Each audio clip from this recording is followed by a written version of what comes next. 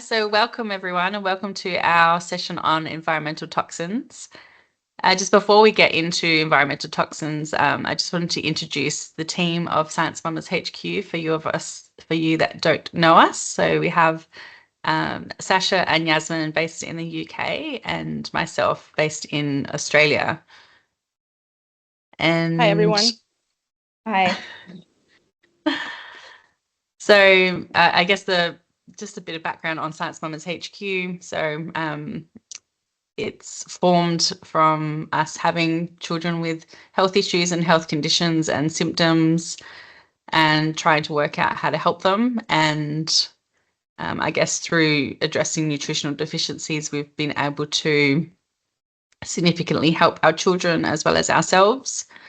And just wanting to help share that message and information about nutrition and just generally how to help families live a healthier life. And not just nutrition, but also those factors that affect nutrition. So our topic for today is environmental toxins. So it's a big impact on our health and overall nutrition. So that's what we'll be touching on today. And hello to those watching on video as well. So diving into our session today, we'll cover what toxins are, how they affect our bodies, and practical ways to reduce exposure and support our health. So we're surrounded by environmental toxins on a daily basis. They can come from our homes, our workplaces, outdoors, and in our food, and understanding them is essential for protecting our family's health. So let's dive into some common environmental toxins. So in our homes, we encounter a lot of them. One that many of you may have heard of before is volatile organic compounds, or VOCs as they're known.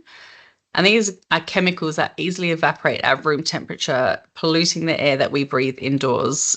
And shockingly, studies have found that these indoor VOC levels are typically 2 to 5 times higher than outdoor levels and can spike up to 1,000 times higher during activities like paint stripping. These compounds lurk in countless household items. They're in the paints that we paint on our walls, our cleaning products that we rely on for hygiene, and even the air fresheners we use to make our homes smell pleasant. And things like new furniture, carpets, and building materials can off-gas VOCs for months or even years sometimes. And the health impacts of VOC exposure can be immediate and long-term. So in the short term, you might experience eye, nose, and throat irritation, headaches, or nausea. And more concerningly, potential long-term effects, which can include liver and kidney damage, central nervous system disturbances, and even an increased risk of certain cancers. And it's particularly crucial for families to be aware that children, elderly individuals, and those with pre-existing respiratory conditions like asthma are more vulnerable to VOC exposure. For example, a study found that exposure to VOCs was associated with an increased risk of asthma symptoms in children. And another common one we find in our homes is flame retardants. So they're found in things like foam in our furniture, casings of our electronics, and even in our building insulation. A study that analysed 101 American couches found that 85% of them contained potentially harmful flame retardants in their foam. And the health effects of these are really concerning. So studies have linked exposure to certain flame retardants with thyroid disruption, memory and learning problems, and reduced fertility.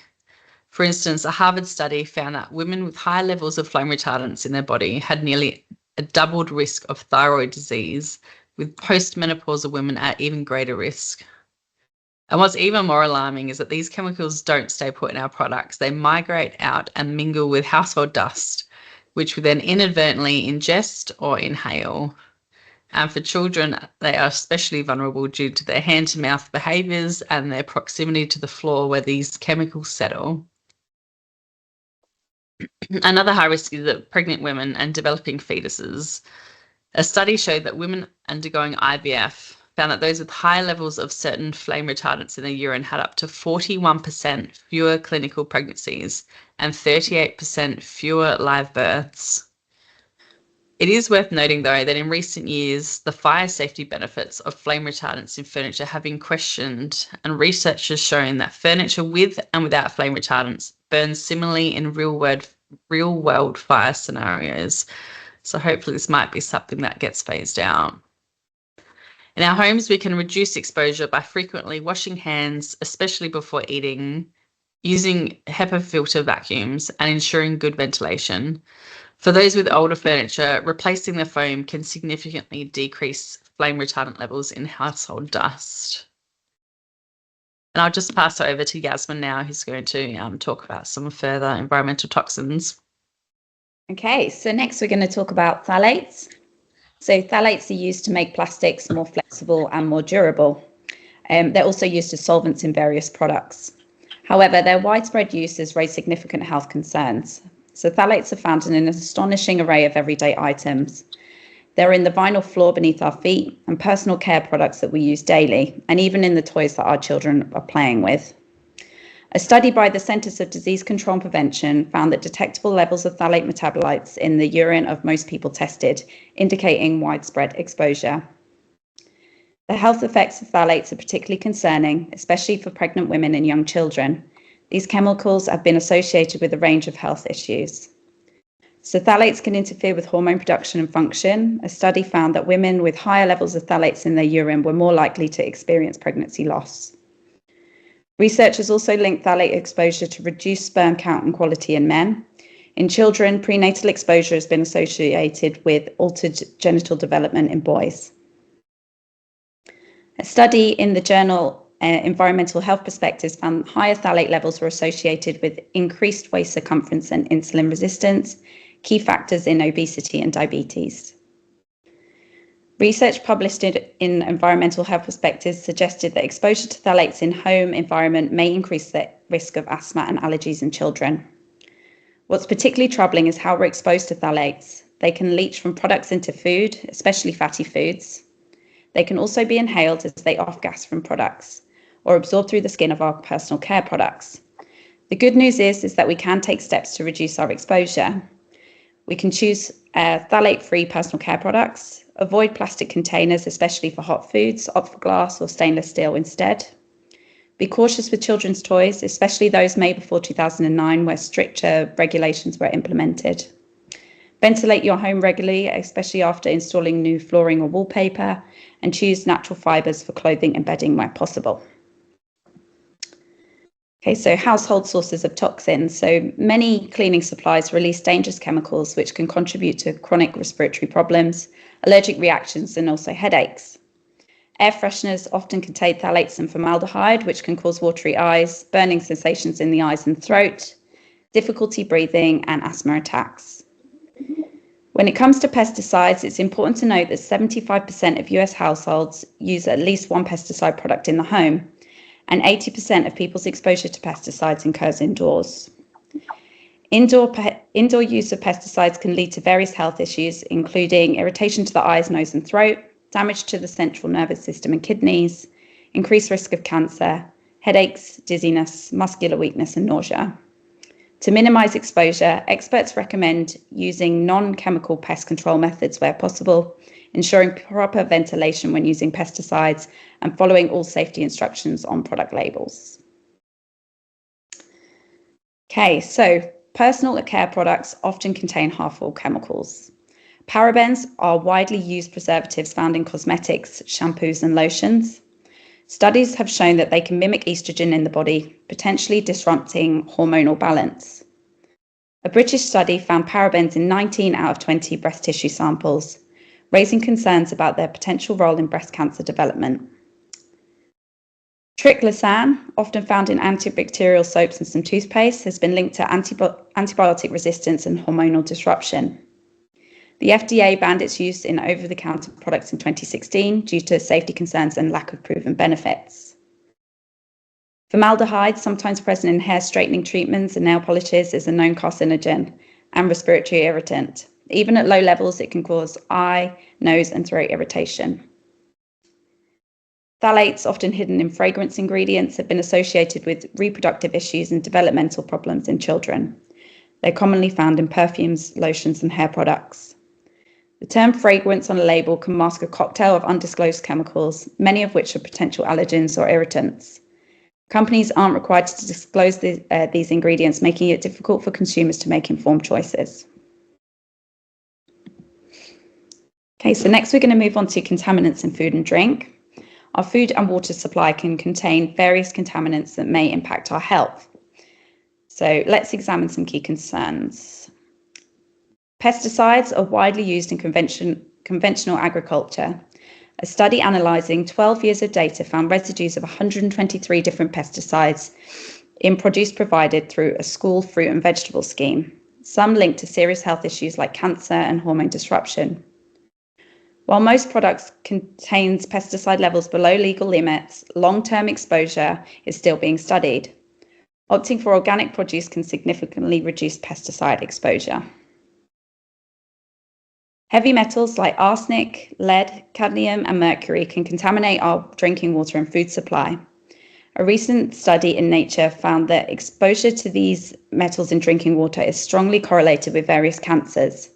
For instance, extended contact with elevated levels of arsenic in drinking water has been linked to increased risk of cancers, cardiovascular ailments, and neurodevelopmental disorders. Microplastics have become ubiquitous in our environment and our food chain. So research suggests that the average person in the United States may consume over 74,000 microplastics annually, and the number can increase to 121,000 when considering inhalation. So these particles can potentially cause cell damage, leading to inflammation and allergic reactions.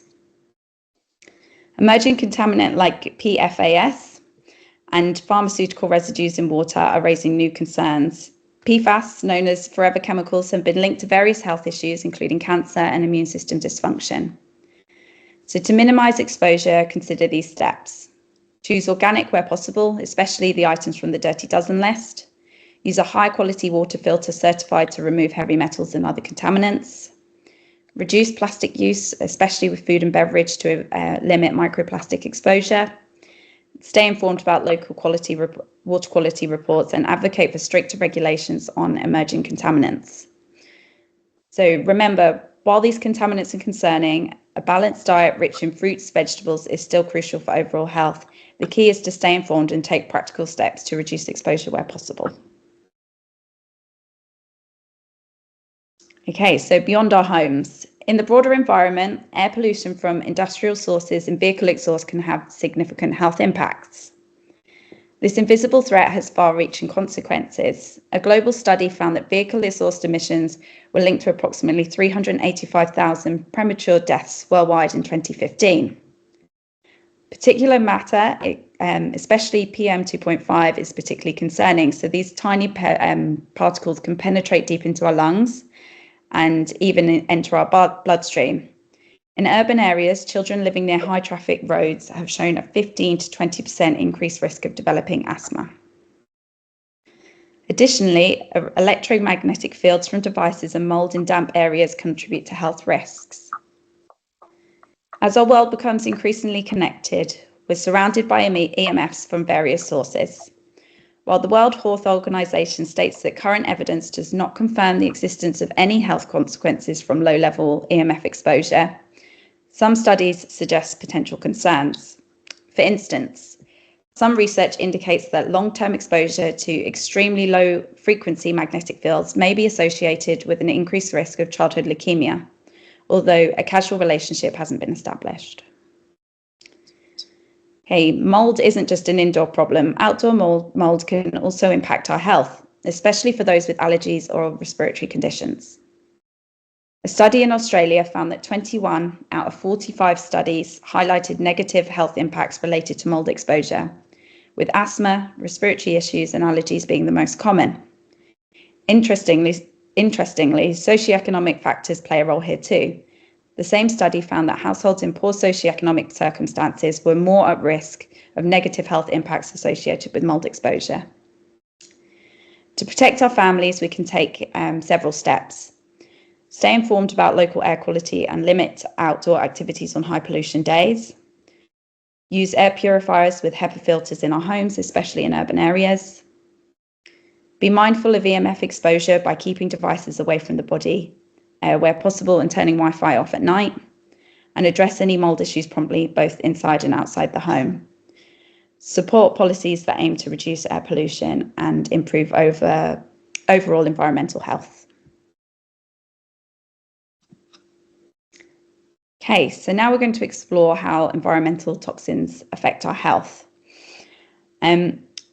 So environmental toxins can have a profound and far-reaching effects on our health, often in ways that aren't immediately apparent. Let's explore these impacts in more detail. Many toxins, such as BPA and phthalates, can interfere with our hormonal systems. This disruption can lead to thyroid dysfunction, reproductive issues, and even contribute to metabolic disorders like obesity and diabetes. Toxins like heavy metals and pesticides can increase oxidative stress in our bodies.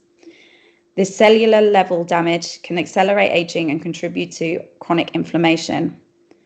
A real-life example is seen in a study of children living in heavily polluted areas in China, where researchers found that significantly higher levels of oxidative stress markers compared to children in less polluted areas. Neurotoxins like lead and mercury have devastating effects on brain health. The Flint water crisis in Michigan is a stark example of how environmental toxins can impact entire communities. Children exposed to lead in the water showed decreased cognitive function and increased behavioral problems. Even low-level exposure to these toxins can contribute to cognitive decline, neurodevelopmental disorders, and mood disturbances. Air pollutants, including particulate matter and volatile organic compounds, can significantly impact respiratory health.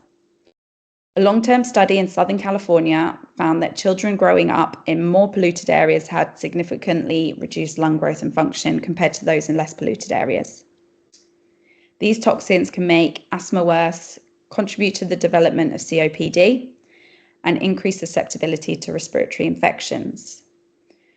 Many environmental toxins are known or suspected carcinogens. For example, exposure to certain pesticides has been linked to increased risk of certain cancers.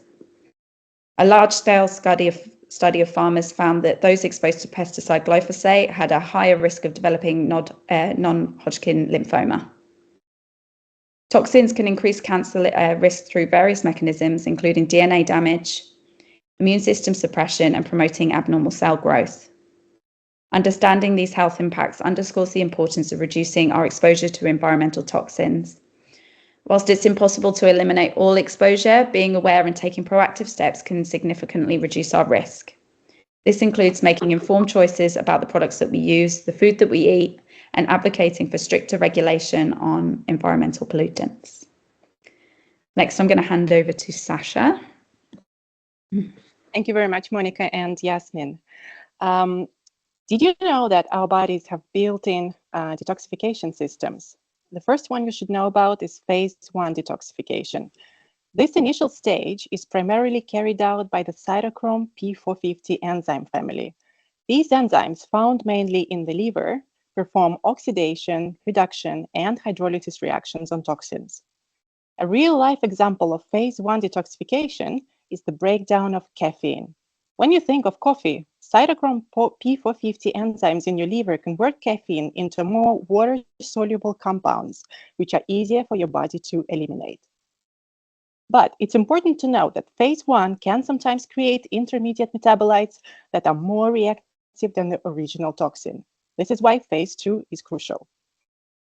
So phase 2 detoxification involves conjugation reactions, where the body attaches specific molecules to the toxins or phase 1 metabolites to make them more water-soluble and less harmful. Key players in this phase include glutathione, sulfate, glycine, and glucuronic acid. For instance, acetaminophen, a common pain reliever, undergoes phase 1 and 2 detoxification. In phase 2, it's conjugated with glucuronic acid or sulfate, making it more water-soluble and easier to excrete. There is also phase 3 detoxification. This newly recognized phase involves the transport and elimination of the conjugated toxins. Proteins from the multi-drug resistance protein family play a crucial role here, pumping the processed toxins out of cells for final elimination. And while the liver is our primary detoxification organ, other organs play vital roles too. The kidneys filter blood and excrete water-soluble toxins in urine. The digestive tract not only eliminates toxins, but also acts as a barrier against ingested toxins. Even our skin participates in detoxification through sweating. Supporting these natural detoxification processes is crucial for our health. Remember, detoxing isn't about drastic cleansers or fad diets. It's about consistently supporting your body's natural, ongoing detoxification processes through a healthy lifestyle. Our bodies have incredible built-in detoxification system, but it requires specific nutrients to function optimally. So let's explore some of these key players. First, we've got B vitamins, which are essential for phase 1 detoxification. For example, studies report that B2, B3, B6, and also vitamins B9 and B12 are nutritional cofactors for cytochrome P450, which is crucial for phase 1 detoxification. Then we've got glutathione, often called the master antioxidant, which is crucial for phase 2 detoxification. A real-life example of its importance comes from a study of children with autism, where supplementation with glutathione precursors showed improvements in transsulfuration metabolites. We've also got sulfur compounds found abundantly in cruciferous vegetables, and they are potent activators of phase 2 enzymes. A fascinating study in China showed that drinking half a cup of broccoli sprout juice daily for 12 weeks led to increased excretion of benzene, a known cancerogen, by 61%. Additionally, amino acids like glycine and taurine are vital for various detoxification pathways. For example, glycine is crucial for the synthesis of glutathione and also aids in detoxification of xenobiotics in the liver. Zinc and magnesium act as cofactors for numerous detoxification enzymes. And finally, selenium and iodine support thyroid function, which is crucial for overall metabolism and detoxification. Next slide. Environmental toxins can significantly impact our nutritional status through various mechanisms, creating a complex interplay between exposure and our body's nutrient balance. So the first issue that our bodies face are increased nutrient demands. Detoxification processes are very nutrient intensive. For example, glutathione, often called the master antioxidant, is crucial for detoxifying many environmental pollutants. A study in Kuwait found that residents in an area with high air pollution had lower erythrocyte glutathione as transferases activity compared to residents in a less polluted area, indicating increased utilization and potential depletion. This highlights how toxin exposure can rapidly deplete our antioxidant reserves, potentially leaving us more vulnerable to oxidative damage. Next, we've got oxidative stress effects to deal with. Many toxins, including heavy metals and persistent organic pollutants, induce oxidative stress. This not only damages cells, but can also impair nutrient absorption and utilization. For instance, research published in toxicology showed that exposure to certain pesticides could reduce the activity of enzymes involved in vitamin D metabolism, potentially contributing to vitamin D deficiency. Another issue is gut dysbiosis. Environmental toxins can alter our gut microbiome, which plays a crucial role in nutrient absorption and metabolism. A recent study reported that dietary exposure to BPA greatly altered the community of mouse gut microbiota, enhancing the growth of proteobacteria, a biomarker of intestinal microbial dysbiosis. This dysbiosis can compromise our intestinal barrier function, leading to leaky gut and further impacting nutrient absorption. And lastly, there is the possibility of heavy metals interference. Heavy metals can directly interfere with nutrient absorption and utilization. One example is that cadmium can compete with iron for absorption in the intestine, potentially contributing to iron deficiency. A study in the journal Toxicology Letters found that cadmium inhibits iron absorption through direct suppression of iron transport in duodenal enterocytes, which can contribute to iron deficiency anemia. These impacts create a vicious cycle. Toxin exposure increases our nutrient needs. At the same time, it impairs our body's ability to absorb and utilize these nutrients. This underscores the importance of both minimizing toxin exposure and ensuring adequate nutrition to support our body's detoxification processes. While it's impossible to eliminate all toxins from our environment, there are effective strategies we can implement to significantly reduce our exposure. So let's look at some of these practical steps. The first thing we can do is use natural cleaning products. Conventional cleaning products often contain harsh chemicals that contribute to indoor air pollution. A study published in the American Journal of Respiratory and Critical Care Medicines found that women who regularly used cleaning sprays had a decline in lung function compared to smoking 20 cigarettes a day over 10 to 20 years. Instead, opt for natural alternatives. Some examples are DIY solutions like vinegar and baking soda can be surprisingly effective. For example, a mixture of equal parts water and white vinegar can clean most surfaces due to its acetic acid content. If you prefer ready-made products, look for certified eco-friendly brands. For instance, Blue Lens cleaning products are EPA Safer Choice certified and come in reusable containers, reducing plastic waste. Low volatile organic compounds products can off-gas from various household items, impacting indoor air quality. According to the US Environmental Protection Agency, studies have found that levels of several organic compounds average 2 to 5 times higher indoors than outdoors. For some VOCs, indoor air concentrations can be up to 10 times higher than outdoor levels. During activities like paint stripping, indoor VOC levels can even reach 1,000 times background outdoor levels. To reduce exposure, choose low VOC or zero VOC paints. When purchasing furniture flooring, look for Green Guard Gold certified products which meet strict chemical emissions limits. When it comes to regular cleaning practices, dust and allergens can accumulate quickly, harboring toxins.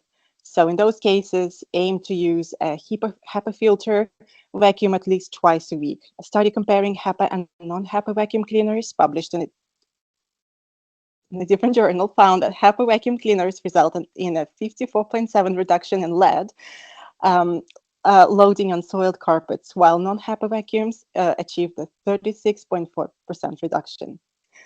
Consider an air purifier with a HEPA filter. A study published in Indoor Air offers strong evidence for the benefits of HEPA air cleaners in improving asthma control and quality of life for children with asthma. We can also make mindful food choices. Our diet can be a significant source of toxin exposure. So aim to choose organic produce when possible, especially for items on the Environmental Working Group's Dirty Dozen list, which are most likely to contain pesticide residues. Opt for grass-fed meats and wild-caught fish to reduce exposure to antibiotics and heavy metals. A study in the journal Environmental Health Perspectives found that children who ate an organic diet had significantly lower levels of pesticide metabolites in their urine. On the subject of water filtration, tap water can contain various contaminants, so consider installing a whole house or point-of-use water filtration system. There is scientific evidence that activated carbon filters can effectively remove many common water contaminants, including lead and certain pesticides. For example, a study published in Water 2020 found that under-sink activated carbon filters effectively removed lead from private well water for over 6 months. The device removed 98% of all influent lead for the entirety of the study, with all effluent lead levels less than 1 UG per liter. In addition, a recent study published in 2023 evaluated the efficiency of different residual water treatments to remove 13 pesticides from drinking water. The results show that activated carbon filters were 100% efficient for pesticide removal. And remember, small steps lead to big changes.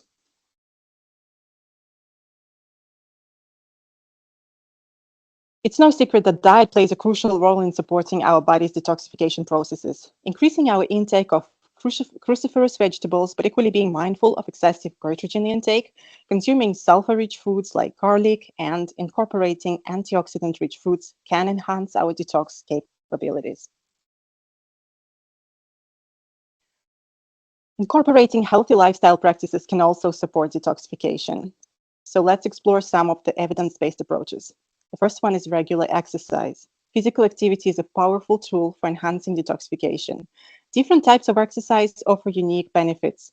Cardiovascular activities like running or cycling increase blood circulation and promote sweating, which helps eliminate toxins through the skin. Strength training builds muscle mass, which can improve metabolic rate and enhance overall detoxification capacity. Yoga, particularly twisting poses, can stimulate digestive organs and promote lymphatic drainage. A study in the Journal of Alternative and Complementary Medicine found that yoga practice reduced inflammatory markers and cortisol in the body. Then there is dry brushing. This ancient practice has gained modern popularity for its potential detoxification benefits. While scientific evidence is limited, proponents argue that dry brushing stimulates the lymphatic system, which plays a crucial role in removing cellular waste. There is also sauna use. Regular sauna sessions can aid in toxin elimination through sweat. A study published in the Archives of Environmental and Contamination Toxicology found that many toxic elements appear to be excreted more through sweat than blood or urine, including cadmium, nickel, lead, bismuth, manganese, aluminium, cobalt, and chromium. Infrared saunas, in particular, have gained attention for their potential to induce sweating at lower, more comfortable temperatures. When it comes to stress reduction, it's important to note that chronic stress can impair our body's detoxification processes by suppressing immune function and increasing inflammation. So implementing stress reduction techniques can support overall detoxification. Meditation and mindfulness practices have been shown to reduce cortisol levels and oxidative stress. Several recent studies found that mindfulness meditation can positively affect stress and inflammatory markers in the body. Deep breathing exercises can activate the parasympathetic nervous system, promoting relaxation and supporting digestive processes crucial for detoxification. And lastly, nature exposure or forest bathing has been shown to reduce stress hormones and boost immune function. Several studies have found that spending time in nature, particularly in forests, can increase the activity of natural killer cells, which play important roles in the immune system, including fighting cancer and viral infections. By integrating these approaches into your daily routine, you can create a lifestyle that continually supports your body's natural detoxification processes. As we conclude our journey through the complex world of environmental toxins, let's reflect on the key points and consider how we can move forward. So what are the key takeaways? Well, environmental toxins are ubiquitous in our modern world, from the air we breathe to the products we use daily. We've seen how these toxins can significantly impact our health and nutritional status. For instance, a 2013 study found that children exposed to higher levels of phthalates, common plasticizers, showed altered thyroid function, highlighting the real-world consequences of toxin exposure. But we've also learned about our body's remarkable ability to detoxify. The liver's phase 1 and 2 detoxification pathways, supported by key nutrients like B vitamins and glutathione, work tirelessly to process and eliminate toxins. Understanding these processes empowers us to support our body's natural defenses. We've explored numerous strategies to reduce toxin exposure and support detoxification. First, in our homes, simple changes like using natural cleaning products and choosing low VOC paints can significantly improve indoor air quality. A recent study found that using low VOC paints significantly reduced indoor air pollution. So, hooray! Nutritionally, focusing on a diet rich in colorful fruits and vegetables, high-quality proteins, and healthy fats provides the nutrients our bodies need for effective detoxification. Remember the power of cruciferous vegetables. A study in the Cancer Prevention Research Journal found that consuming broccoli sprouts enhanced the body's detoxification of air pollutants. And lastly, lifestyle practices like regular exercise, sauna use, and stress reduction techniques can further support our body's detoxification processes. A study in the International Journal of Environmental Research and Public Health found that sweating can lead to excretion of heavy metals, with exercise-induced sweat containing high concentrations than sauna-induced sweat. The field of environmental health is constantly evolving. Staying informed about emerging research and new findings is crucial. For instance, recent studies have highlighted the potential health impacts of microplastics, a relatively new concern in environmental health. Also, as informed consumers and citizens, we have the power to advocate for safer products and policies. The success of campaigns to remove BPA from baby bottles and restrict phthalates in children's toys demonstrates the impact of public awareness and action. So to conclude, while the prevalence of environmental toxins can seem overwhelming, we are not powerless. By understanding these toxins, supporting our body's natural detoxification processes, and making informed choices, we can create healthy environments for our families and communities. Every small step, from choosing organic produce to using a HEPA air filter, contributes to a less toxic world. Remember, this journey towards a healthier, less toxic life is ongoing. It's not about perfection, but about making informed, conscious choices every single day. Thank you for your attention, and we look forward to our discussion and hearing about the steps you plan to take in your own lives.